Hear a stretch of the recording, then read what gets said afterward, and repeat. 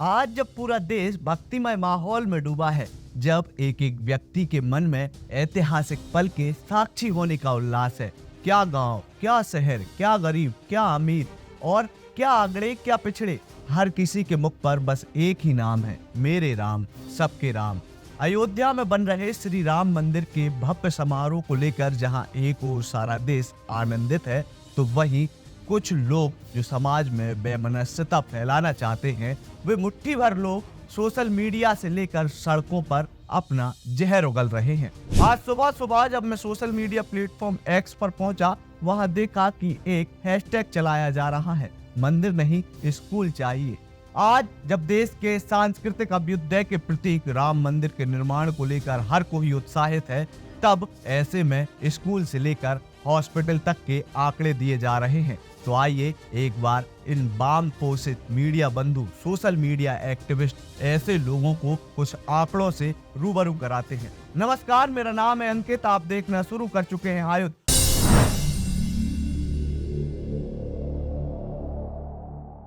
आज के इस वीडियो में हम बात करेंगे ऐसे ही जहरीले वामपंथी लोगों के बारे में, ऐसे ही षड्यंत्रकारी लोगों के बारे में जिन्हें जब देश सांस्कृतिक पुनरुत्थान की ओर बढ़ रहा है, अपने रामलला उनके मंदिर में विराजमान हो रहे हैं, यह सब उन्हें पच नहीं रहा। ऐसे वाम पोषित मीडिया बंधुओं को उन्हीं के माध्यम से कुछ आंकड़ों से रूबरू कराते हैं।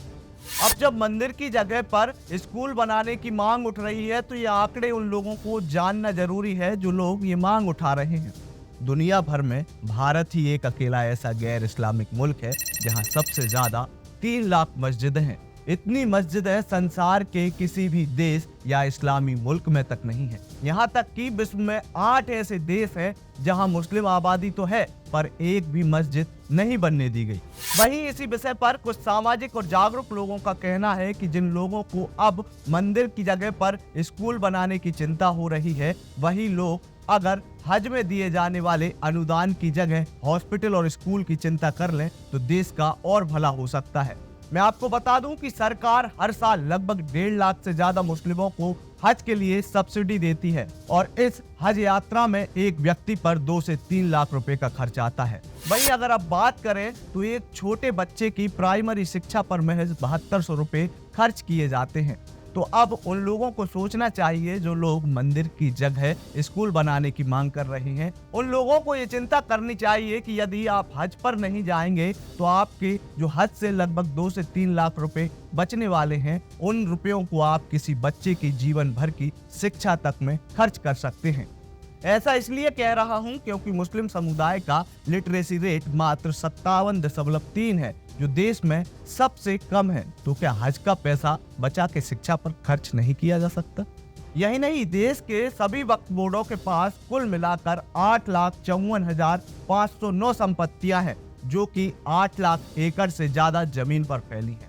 साल 2009 में वक्फ बोर्ड की यही संपत्तियां 4 लाख एकड़ जमीन पर फैली थीं। मतलब साफ है कि बीते 13 सालों में वक्फ बोर्ड की ये संपत्तियां दुगनी से भी अधिक हो चुकी हैं। आप भी जानते हैं कि जमीन का विस्तार तो नहीं होता, फिर वक्फ बोर्ड के हिस्से में आने वाली ये जमीन इतनी तेजी से कैसे बढ़ रही है? अब जहां वक्फ बोर्ड के पास अरबों की जमीन है, तो वहीं एक औसत मुस्लिम परिवार के दिन की कमाई मात्र 160 रुपए है। भारत की ग्रामीण जनसंख्या में 41.63% लोग ऐसे हैं जिनके पास कोई जमीन नहीं है। तो क्यों नहीं वक्फ बोर्ड की जमीन इन गरीब लोगों को दे दी जाए? अब जब बात स्कूलों की हो रही है, तो इन तथाकथित बुद्धिजीवियों को मैं कुछ आंकड़े दिखाना चाहता हूं जो कि स्कूलों से ही जुड़े हुए हैं। अगर हम देश भर में प्राइमरी स्कूलों की बात करें तो लगभग 11,96,265 प्राइमरी स्कूल हैं। वहीं सेकेंडरी स्कूल जो है वे 1,50,452 है पूरे देश में।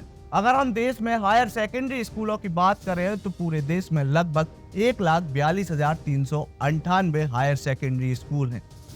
अब जो लोग मंदिर की जगह पर स्कूल बनाने की मांग कर रहे हैं, तो उन्हें ये आंकड़े देखने, जानने और पढ़ने चाहिए, क्योंकि देश में इस वक्त पर्याप्त स्कूल हैं और इन स्कूलों के माध्यम से बच्चों तक पर्याप्त शिक्षा की व्यवस्था की जा रही है। यही नहीं, देश की वर्तमान मोदी सरकार भी हर बच्चे तक शिक्षा पहुंच सके उसके लिए लगातार प्रयासरत है। अब ये लोग कह रहे हैं कि मंदिर बनने से क्या होगा भाई साहब, मंदिर बन जाएगा, मंदिर की जगह अगर स्कूल होता तो बच्चे शिक्षित होते, मंदिर बनने से क्या होगा। तो उन लोगों को मैं मंदिर से जुड़ी हुई अर्थव्यवस्था भी बता देना चाहता हूँ। अगर अर्थव्यवस्था की दृष्टि से बात की जाए तो मैं 2 शहरों के आंकड़े आपको दूंगा। हाल ही में देश के उत्तर प्रदेश में ही जहां पर राम मंदिर बनने वाला है, वहीं पर काशी कॉरिडोर बनाया गया है और बनारस के अर्थशास्त्रियों की नजर में बनारस की अर्थव्यवस्था में कॉरिडोर बनने के बाद 10 गुना से ज्यादा का अंतर आया है। यहाँ पर सिर्फ धार्मिक टूरिज्म से रोजाना 30 करोड़ रुपए का व्यापार होता है। इसी तरीके से एक और कॉरिडोर देश में बना है जो कि बाबा महाकाल की नगरी उज्जैन में बनाया गया है। उज्जैन में भी कॉरिडोर बनने के बाद गजब का आर्थिक परिवर्तन आया है। उज्जैन में आए आर्थिक परिवर्तन की हम बात करते हैं तो पता चलता है कि उज्जैन में अब प्रतिदिन लगभग 30 करोड़ रुपए तक का व्यापार हो रहा है। और ये कैसे संभव हुआ तो मैं आपको बता दूं, कॉरिडोर बनने से पहले जहां उज्जैन में महज 50,000 श्रद्धालु डेली आते थे, अब इन श्रद्धालुओं का आंकड़ा रोजाना का लगभग 1.5 लाख तक का पहुंच जाता है। बता दें कि अभी हाल ही में जब कैलेंडर परिवर्तन हुआ है और 1 तारीख को उज्जैन में रिकॉर्ड संख्या में लगभग 8 लाख की संख्या में श्रद्धालु पहुंचे थे। ऐसे में मंदिर के पास फूल माला बेचने वाले व्यक्ति, इसके साथ रिक्शा चलाने वाले व्यक्ति से लेकर हर होटल, हर दुकानदार का गजब का व्यापार हुआ है। तो मंदिर बनने के बाद परिवर्तन कैसे आएगा, इन लोगों को देखना चाहिए कि परिवर्तन ऐसे आएगा।